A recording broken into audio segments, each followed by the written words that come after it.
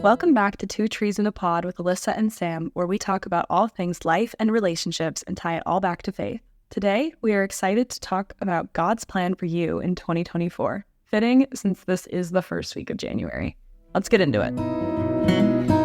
All right, first things first, let's talk about what God's plan actually even means. God's plan is another way to say God's will for you. There is God's ultimate plan for all of humanity, and that's basically the whole Bible, and it's pretty cool to read from beginning to end, so highly recommend. And then there's God's specific plans that he has for each one of us. And I mean, this is kind of a straightforward yet complex topic that the creator of the universe has a plan for you, but you don't really know what it is a lot of the time. And as humans, we have this tendency to want our plans. What I think is good for my life is what's good for my life, right? But God's plan is sometimes different than that. So we're going to talk today about kind of the difference between God's plan and your plan and how to identify that, as well as when God's answer to your prayer is a no, because, I mean, you're praying it because you want the answer to be a yes, most likely, right? But when you're told no, that's like a punch in the face sometimes. And that kind of brings us to control. So I think we should get started. What do you think, Sam?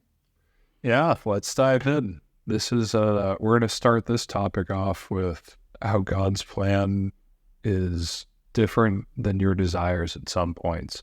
And identifying that is not always the easiest thing to do, but there is a pretty clear difference between our desires and what God is directing us towards. So we hope that they overlap, but drawing a lot of attention to the point that they don't always overlap is important. You can look at this from what you should be doing with your spare time during the day towards longer goals, monthly goals, yearly goals. It doesn't always pertain to those big cataclysmic events of your life, those big canon events that you might have. What it could be is in that spare 5 minutes of your day, what are you doing with your time? Do you immediately open your phone and scroll on Instagram? Do you scroll on TikTok? Or do you give yourself kind of that space you need to actually see what you're meant to be doing in that time to grow that connection with God?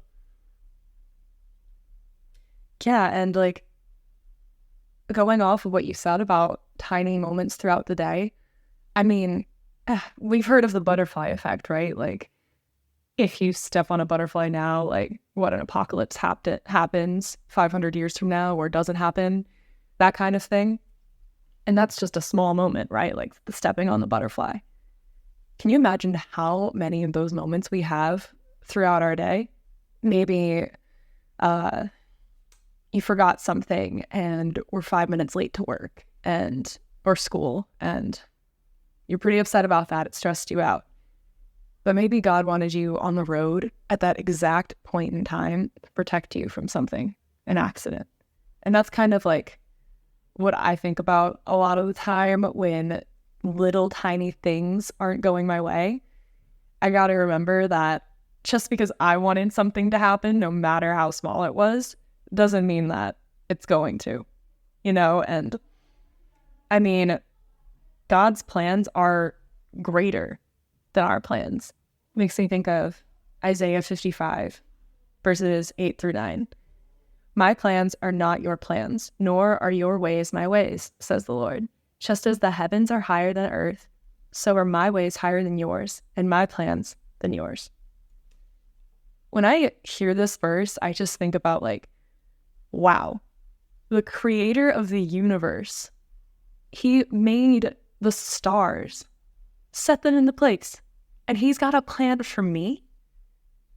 For me, I am nothing compared to the universe, but to God, I'm someone. And realizing that, I think, can take so much anxiety out of your life when like wow, the creator of the universe carefully made a plan for my life. And all I have to do is just try my best to follow it. I mean, And when you realize these sort of things, and then you realize you start to stress and make your own decisions and go through your day-to-day life thinking that you know what is best, it's when you take that step back and realize how great it all actually is. Why are you trying to go and force these issues or open these doors that aren't meant to be open? Why are you trying to solve things that aren't meant to be solved yet? So when you take that step back and realize God has a plan for you, and it's just your job to follow that plan, life starts to fall into place and it starts getting a lot easier. and how do you know that you're following God's plan? Because I feel like this is a question I have all the time. I'm like, all right, I'm going to make this decision. God, got anything to say? Because, I mean, I really hope this is your plan, but man, I don't know. Like, Sam, do you want to talk about like how you know you're following God's plan at all?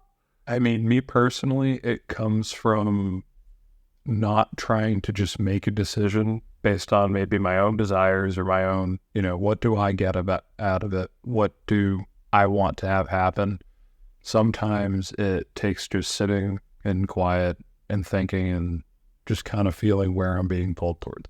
Maybe it's the middle of the day and I don't have anything going on. I might want to scroll Twitter. I might want to scroll through an app. But instead I take a few minutes, I pause, I sit down, and it's, oh, okay. I look around my apartment. The litter box needs to be done. The dishes need to get done. So it can be a really small sort of event where it's, okay, well, my plan was going to be scroll on social media. My plan was going to be try and do something. But I get pulled in the direction of knowing what I should be doing. I should be cleaning up. I should be tidying up. I should be setting things in place. And this can apply to kind of a broader scale. It's what should I do with my life? What should I be planning? And sometimes it's, well, you've had a really busy time. You should be relaxing. You should take some time. God has Sabbath. He made Sabbath for us. We are not made for Sabbath. So we are meant to enjoy and take off some time to relax when times are tough. But also it's important to realize that at sometimes you need to start accomplishing things and you need to start being pushed in a direction. And you can feel that, okay, maybe I do need to plan out my next week, my next month. Take the time, sit down, and listen to what you know that you should be doing in that time. And I feel like that's kind of God directing you in what your plan is meant to be and not just your short-term desires. And I mean, for me, this looks like, I think for a lot of Christians, this looks like prayer. And I feel like we kind of have this idea of prayer that you're like on your hands and knees or on your knees and your hands are pressed together. And maybe there's like this beautiful like sunset in the background and you're just like talking to God, looking up at him. But prayer doesn't have to look like that. Prayer looks like driving and a thought coming into your head and you saying, God, is this from you? Or is this me? Or God, what do I do here? It's just simple questions. And I mean, prayer for me sometimes looks like sitting in class and wanting to get up and walk out, but choosing to say a little 2-minute prayer with God instead. God, do I really need to walk out of class right now or should I stay? I should stay. I should stay. And I think what like you're talking about, Sam, is like that first gut instinct. Like that's the Holy Spirit. When you have that first initial reaction to something, when you say like, should I do this or should I do that? What do you immediately feel? Not what you think you want, but what do you know like deep down in your soul? I think that's kind of the difference. And I liked what you talked about being quiet and giving God the space to answer you. We are so chronically busy. How is God going to have any space in your life if you're just going from one thing to another and not slowing down? And when you do slow down, It's to pick up your phone. It's to watch a show or maybe read a book. That's a little healthier. But we got to give God space so he can work in our lives. And yeah, Sam, when I think of God's plan versus your own, I mean, remember when you wanted to get baptized at the church we went to in Rhode Island and it just wasn't working out? They weren't responding to your emails. And you would think like, oh, baptism, God would want me to get baptized as soon as possible, right? But no, God closed the door for you of getting baptized at the church you thought you wanted to get baptized at, and you ended up getting baptized somewhere else. Yeah, I started off. So when I was saved in March, I was starting to try and go to church regularly. Things were going well, and we really enjoyed the pastor there. We enjoyed the community, and it was a place where they did frequent baptisms, and I was looking forward to it.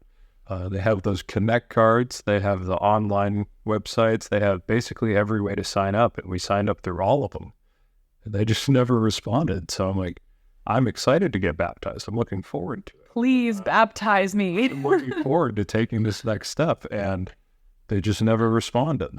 So eventually, I went down with Alyssa back to her hometown in Philly, and I went to her family's church, and they have these giant, big outdoor baptism events, and it's a really great way for a lot of people to experience such a great Christian crowd. And I was going to get baptized, and I didn't feel right.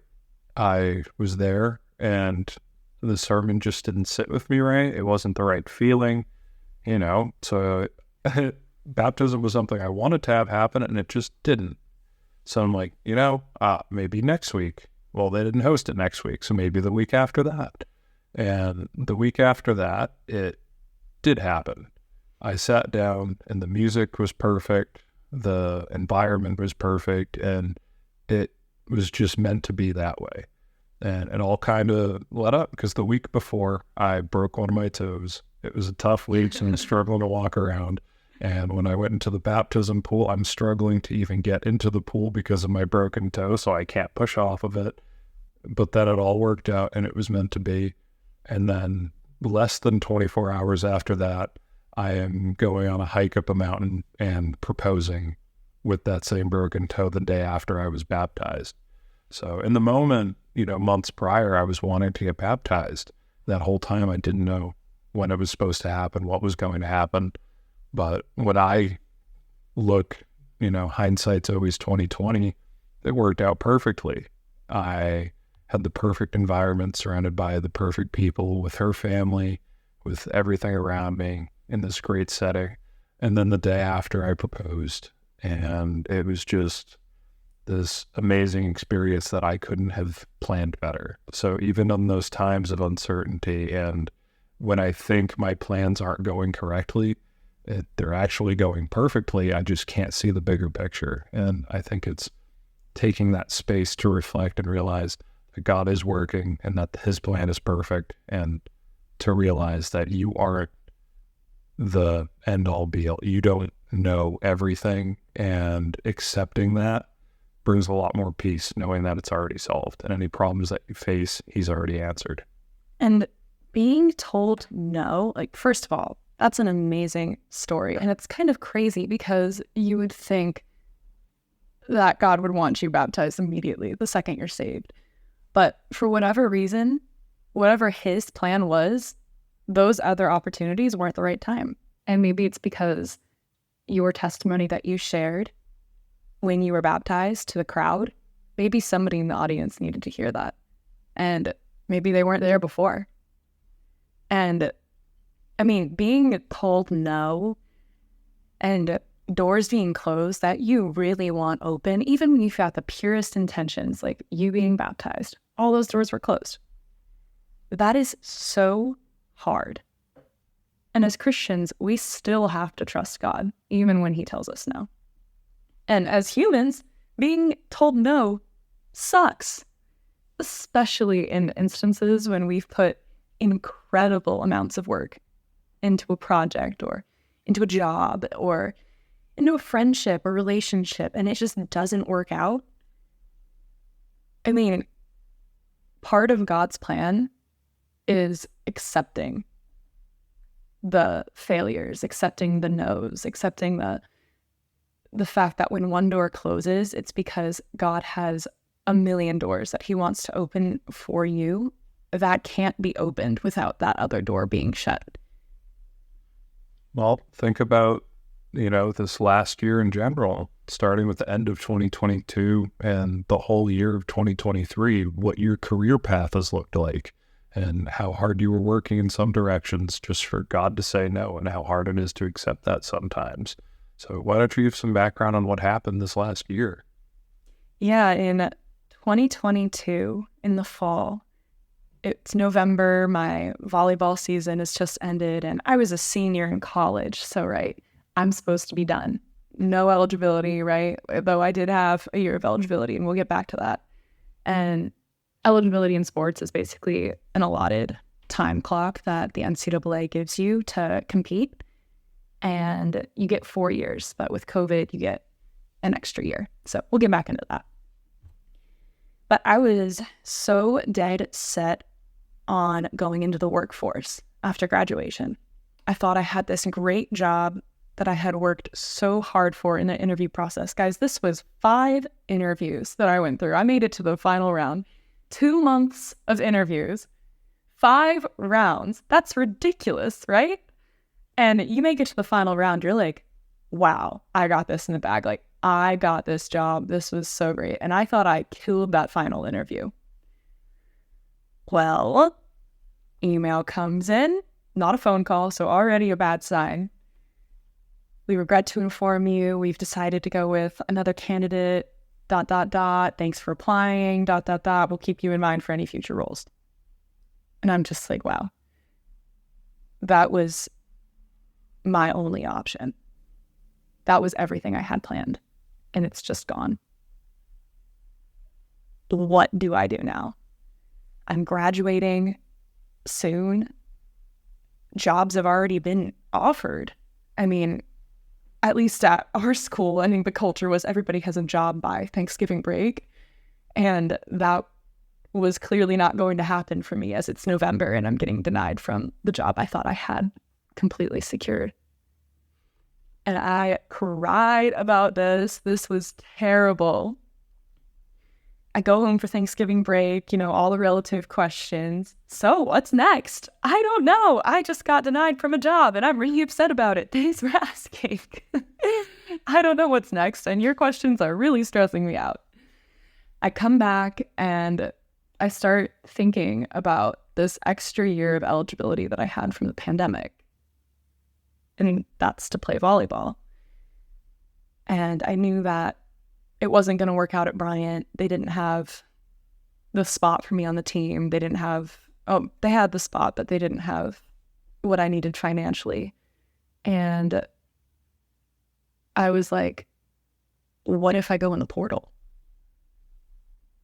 And that started a whole spiral of anxieties and concerns of, I don't want to, going in the transfer portal as an athlete isn't always fun and games. It can kind of leave a bad taste in the mouth of people who you've played with in the past on that team, at your previous school or in your coaches. And I didn't want to offend anybody, but for some reason, God was putting it on my heart to go in the portal.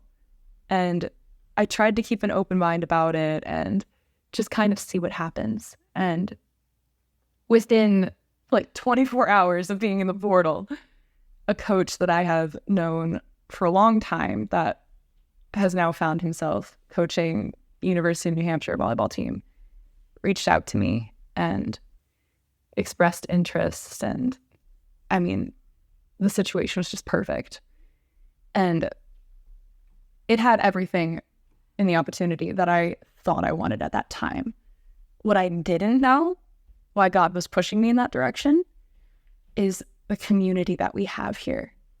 I mean, Sam, you could definitely speak about this too, but I, in all my life, have never been surrounded by so many people focused on faith.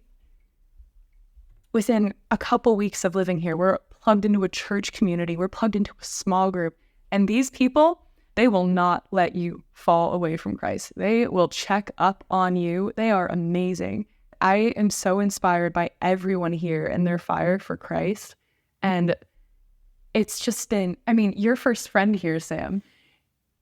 I mean, I don't want to do Barry wrong, but he's an older fellow, right? I mean, how old is Barry? 65? Barry is 65. And the first time we went to church up here, we met Barry, and within the same 5 to 6 hours after church, I am playing pickleball with Barry and his wife and another elderly couple. So here I am, 24 at the time, and my first friends in this new community are 2 elders at the local church that we go to, and now I consistently play pickleball with them on a weekly basis. So coming from a college campus living situation to a completely faith-based community out of absolutely nowhere, which wouldn't have even been possible for most people because of COVID. We got this extra year eligibility.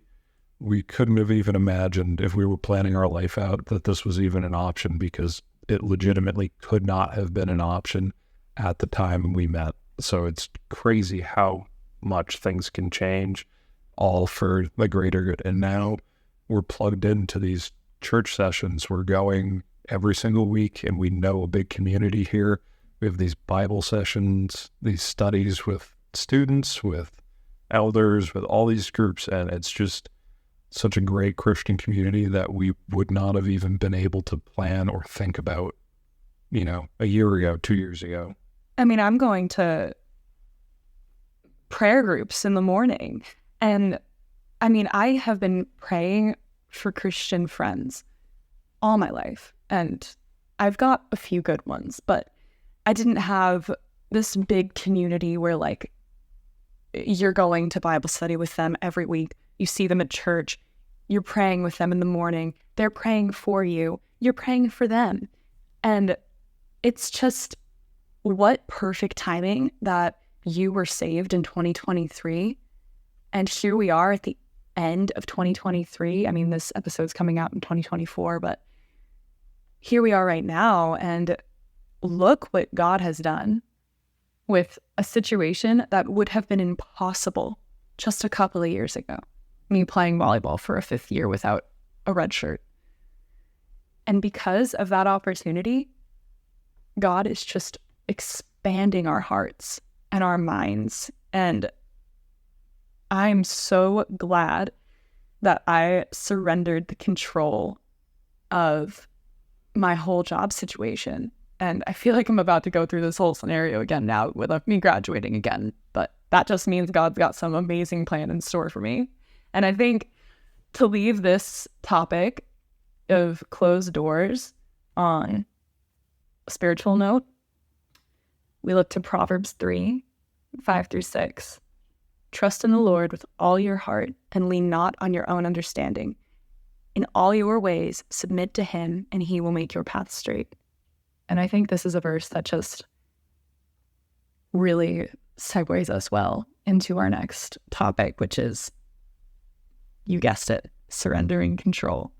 So, I mean, Sam, do you want to talk about control at all? I mean, I think that story was a really great reflection of what can happen when you surrender control, even though it's really difficult. So I'll let you go from here. It's funny because the harder you push against and the more you try and carve out your own plans, his plans are already in place and they're going to happen. So imagine you're just going down and you're fighting against all these plans. So Alyssa was applying for jobs back to back to back, and it's what she wanted, or what she thought she wanted. She thought, okay, this is what needs to happen. I need to do this. And kept getting the door slammed. In my face. Rejected interview, rejected job application.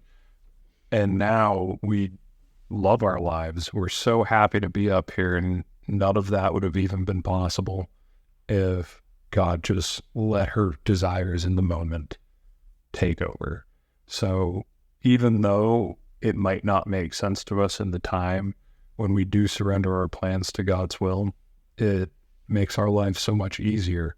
when you feel stressed or anxious about a situation, or you're not sure what's coming next, you can rest in knowing that it's already solved, and any problem that you might face, he's already been there. That sort of mentality helps you get rid of that stress and that anxiety. Anxiety is just not having trust in God's plans. And we're human. We're meant to have stress and anxiety. It's impossible for us to be perfect and stress-free. But looking in that direction, just being able to say, okay, I don't know what's coming next. There's some comfort in knowing that it'll still be okay. And this is why in the Bible, in Philippians, we are told, do not be anxious. I mean, in the Bible, if you read it, you know that the amount of times God says, do not be afraid is, you can't even count it. I mean, you can, but like, you can't, you know? In Philippians 4:6, I mean, this is a classic. Do not be anxious about anything, but in every situation, in prayer and petition with thanksgiving, present your requests to God. And the peace of God, which transcends all understanding, will guard your hearts and your minds in Christ Jesus. Really just unpacking this, because I feel like with this verse, you kind of get stuck at just 4:6 and don't go into 7 at all, which is just, don't be anxious about anything, pray about everything. But you miss the second half of the verse that is talking about the peace you get when you surrender control to God. I mean, is it Matthew that talks about how he has so much care and love for every single sparrow? Can you imagine how much he has for you? And we are worth hundreds of sparrows. Like, it's really hard in execution to surrender your wills to God. But the peace that comes from it, I mean, personally right now in my life, there's like half of my life that I'm like, okay, God, yes, work, do your thing. But then the other half, I'm like, no, I got this. I can handle this on my own. Those are the areas that I feel stressed about. But the areas that I'm trusting God with, those are the areas that I have so much peace, because I'm trusting that the creator of the universe has already solved the problem. Like, I think about Abraham and Sarah and Zechariah and Elizabeth. Two couples, very, very old. God said, you're going to have a kid. You're going to conceive a baby. Even though you are old and biology is telling you no, you're going to do it. And I think it was Sarah who laughed, right? Like, me? No way. I'm like 80. No way I'm having a child. She has a child. Spoiler alert. Like, God specializes in impossible situations. Do we think the creator who moves mountains, the creator who splits the ocean into two and turns it into a highway, do we think that he can't handle our tiny little minuscule problems in comparison to those? I mean, I'm stressed about what I'm doing after graduation. God already knows. So my worries are so pointless because I think I have control over this. And not only does he already know, but the answer's already there and it's already been solved. So stressing or feeling anxious about something that he's already solved, it just seems silly. But when you realize that any issues that you could have, or any of these things that you're doubting or worrying about, that he's already gone ahead and these issues have been solved and you just haven't seen it happen yet, there's no worries to be had. So in the moment, it's easy to get caught up in the what ifs or what's happening, but giving yourself that space and giving God the space to kind of speak and work, it is calming in a sort of sense. You're just able to realize, okay, well, this is happening, that's happening. What's happening right now? Right now, you're just sitting there and wrestling with your own thoughts. 90% of stress and anxiety is caused by things that haven't even happened yet. So when you see and realize that, it's, oh, okay, it's not that stressful. I'm not that anxious because these things have not occurred and I am not facing these burdens. And a lot of the time, these things don't occur. And that's because God has already solved these issues. Or if they do occur, they're for the greater good, and they're going to be used to help you in the future. So when you look at it from that mindset, it really helps to anyone dealing with stress or anxiety to kind of feel grounded in these situations and kind of just relax and know that it's going to be okay. Absolutely. I mean, I think about how many times I've stressed over the tiniest situations, but how useless was that stress? What did that accomplish me? Absolutely nothing. Turning it all back to God is not only what he wants us to do, but like, it's so beneficial to your mental health. It is unbelievable. You say, you know what, God, this is not my battle. This is your battle. And you know what's so great that it's God's battle? He has already won it. Already. In the future. He already knows. I think in closing, God has a plan for you in 2024. Taking on the challenge together of giving God the space to work in our lives by slowing down and giving him the opportunity to speak to you, by being quiet, by putting down your phone, by just sitting in silence, meditating, praying, and submitting to his plan through the surrendering of our own plans to him and committing to this. I'm excited to see what happens in our lives. I feel like 2024 for us, Sam, is going to be the year where we trust God. This year, I feel like we were just getting to know him better and as a couple. But in 2024, I'm excited to see what happens, what miracles happen when we trust him, like truly trust him.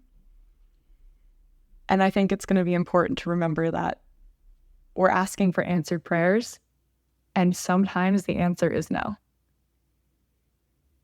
Just because a prayer is not answered with a yes does not mean it is not an answered prayer.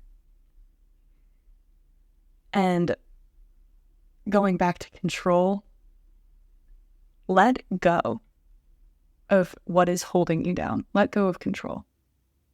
Control brings stress, it brings anxiety, it brings a false sense of comfort. And our prayer for anybody listening to this is that you are able to surrender just a fraction of control in your life. Next time on Two Trees in a Pod, we are going to dive in to what it looks like to be a follower of Jesus and not a follower of religion, and how this could change your life. Have a great week. Be blessed. The episode is already released, so go check it out. Have a good one.